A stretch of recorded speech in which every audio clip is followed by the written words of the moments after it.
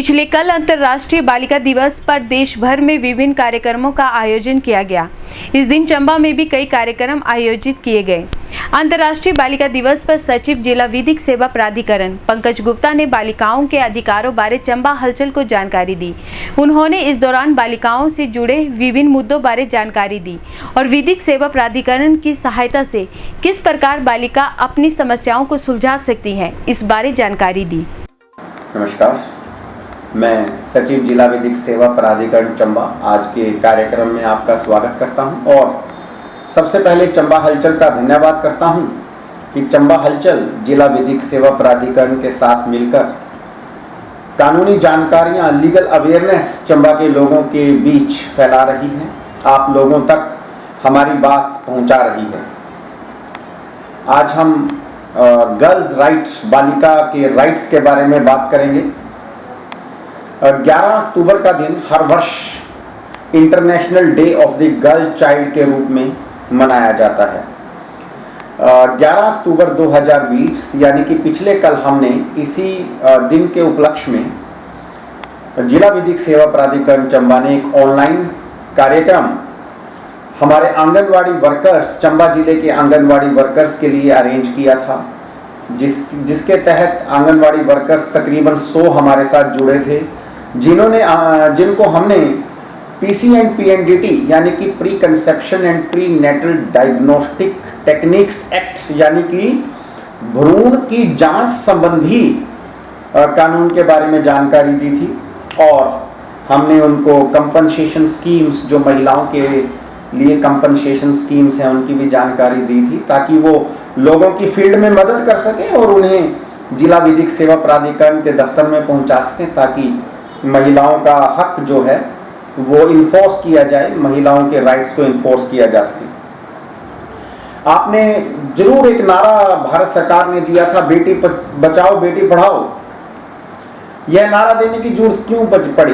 बेटी बचाओ बेटी पढ़ाओ बचाने की जरूरत क्यों पड़ी? क्योंकि हम सबको पता है कि भ्रूण हत्या, कन्या भ्रूण हत्या का बहुत तेजी से प्रचलन हो रहा था, जिसकी वजह से लिंग अनुपात में कमी आ रही थी। तो भारत सरकार ने एक नारा दिया, बेटी बचाओ बेटी पढ़ाओ। एक नारा और है, महिलाओं को सशक्त करना है, मानवता में नया रंग भरना है। मानवता को सशक्त, मानवता में नया रंग भरने के लिए महिलाओं को सशक्त करना जरूरी है। आज की महिलाएं सशक्त भी हो रही हैं, परंतु क्या महिलाओं के लिए जो कानून बने हुए हैं उनकी इम्प्लीमेंटेशन ठीक से हो पा रही है? हम यह सोच सकते हैं कि क्या कमियां हैं जिसकी वजह से महिलाएं जो हैं अभी भी बराबरी के अधिकार पर नहीं आ रही हैं। जो इस वर्ष का जो थीम है international day of the girl child का, वो है my voice our equal future, यानी कि मेरी आवाज। किसकी आवाज? कन्या की आवाज, कि हमें बराबरी का अधिकार मिले। एक बात और है, इसमें हमें इस दिन पे एक बात और सोच लेने की जरूरत है कि हमें कोई भी डिसीजन ऐसा नहीं करना चाहिए जिसमें गर्ल की कंसेंट ना हो, यानी कि no decision for girls should be made without involving them. उनको मिला लेना बहुत जरूरी है। अब मैं आपसे एक पीसी एंड पीएनडीटी एक्ट के बारे में मैं आपसे बात कर रहा था। PC and PNDT act basically क्या करता है? आपको पता है कि कन्या भ्रूण हत्या में क्यों होती है कि सबसे पहले जांच करवाई जाती है। इस कानून के तहत भ्रूण की लिंग में पल रहे बच्चे की जांच करवाना भी गुनाह है, जो जांच कर रहा है वो भी गुनहगार है। लिंग सिलेक्शन यानी कि आजकल एक ऐसी जगह खुली हुई हैं जहां पे ये कहते हैं कि आपने जरूर सुना होगा कि बच्चे वहां पे टेस्ट ट्यूब बेबी के माध्यम से पैदा करवाए जाते हैं। वो भी सेंटर जो है यह नहीं कह सकते कि हम लड़का ही पैदा करेंगे, यानी कि ना तो लिंग की सिलेक्शन हो सकती है और ना ही लिंग की जांच की जा सकती है। इस कानून के तहत यदि कोई इश्तिहार देता है कि जी हमारे यहाँ लड़के पैदा करवाए जाते हैं या इस दवाई खाने से लड़का पैदा हो जाता है, कोई गांव में आजकल छोटे छोटे वैद्य बैठे हुए हैं तंबुओं के नीचे, जो अनरजिस्टर्ड वैद्य हैं, वो कहते हैं कि जी यदि आप ये हमारी बूटी खा लोगे तो लड़का ही होगा। ऐसे भी इस पीसीपीएनडीटी के तहत अपराध की श्रेणी में रखे हुए हैं।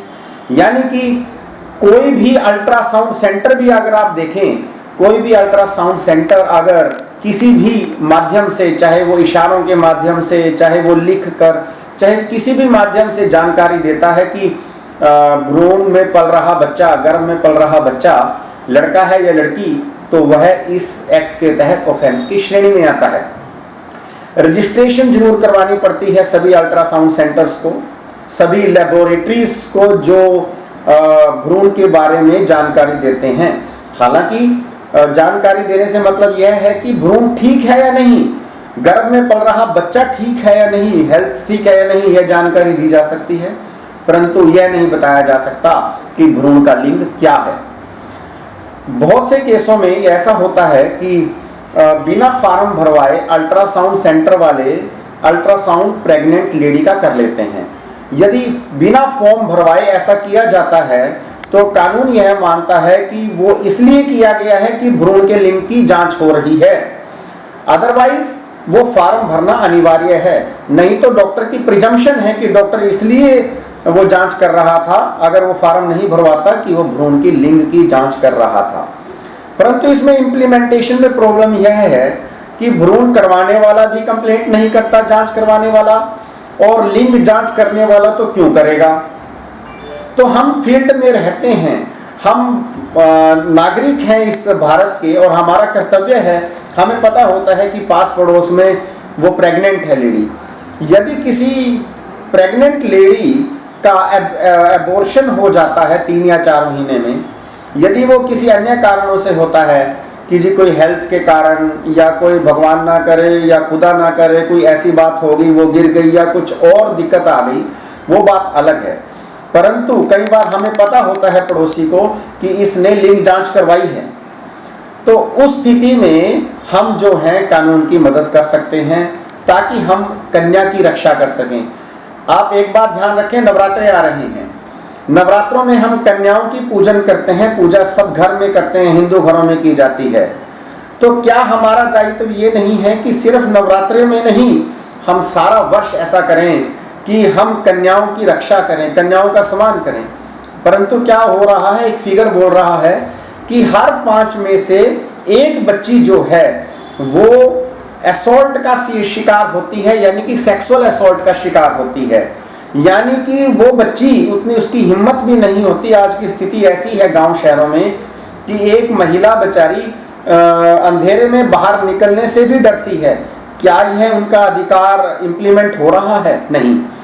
मैं सभी को यह अनुरोध करूंगा कि यदि हम international day of the girl child का सही महत्व समझें तो हमने वुमेन को सम्मान देना है, औरतों को सम्मान देना है, बच्चियों को सम्मान देना है, बच्चियों को पढ़ाना लिखाना है, उनको इतना सशक्त बनाना है कि ताकि वो फ्यूचर में खड़े होके ये कह सके कि हाँ हमारी लड़की अच्छी है। लड़का होता तो पता नहीं कैसा निकलता। लड़की ही हमारे परिवार को संभालेगी। लड़की शादी होने के बाद भी अपने माता पिता को नहीं भूलती, यह कटु सत्य है। जब सत्य है, जबकि जो लड़का है वो अपने माता पिता को बाद में इग्नोर भी कर सकता है, लेकिन लड़की सारी उम्र साथ देती है। तो कन्या जो हम international day of the girl child पे हम ये प्रण करें, हम एक शपथ लें कि हमने वुमेन राइट्स का, खासकर बच्चियों की राइट्स का सम्मान करना है, आदर करना है उनके राइट्स का। उनको अगर हम रिस्पेक्टफुली देखेंगे तभी हमारा भारतवर्ष सुदृढ़ हो पाएगा। कहीं ऐसी स्थिति ना हो जाए कि भ्रूण हत्या होती रहे, लड़कियों के राइट्स वायलेट होते रहें, और एक दिन ऐसा आए कि हमें अपने लड़के के लिए शादी करने के लिए लड़की भी ना मिल पाए। शायद आज के मैसेज से मैं इस चंबा हलचल चैनल के माध्यम से यही आपको संदेश दूंगा कि हमने वुमेन राइट्स को, गर्ल्स राइट को प्रोटेक्ट करना है, हमने महिलाओं का सम्मान करना है, और जहाँ पे भी महिलाओं के साथ अत्याचार किसी तरह का भी हो रहा हो तो जिला विधिक सेवा प्राधिकरण के नंबर 226309 01899 226309 पे आप उसकी यदि जानकारी देंगे तो हम जिला विधिक सेवा प्राधिकरण के तरफ से आपसे वायदा करते हैं, प्रॉमिस करते हैं कि जहां पे भी महिला के साथ अत्याचार होगा, वुमेन राइट्स इन्फोर्स नहीं हो रहे होंगे, कन्याओं के राइट्स इन्फोर्स नहीं हो रहे होंगे, उनको किसी तरह की भी उनके राइट्स इन्फोर्समेंट में दिक्कत होगी तो हम उनके साथ खड़े होकर उनके राइट्स इन्फोर्स करवाएंगे। धन्यवाद। जय हिंद, जय हिमाचल।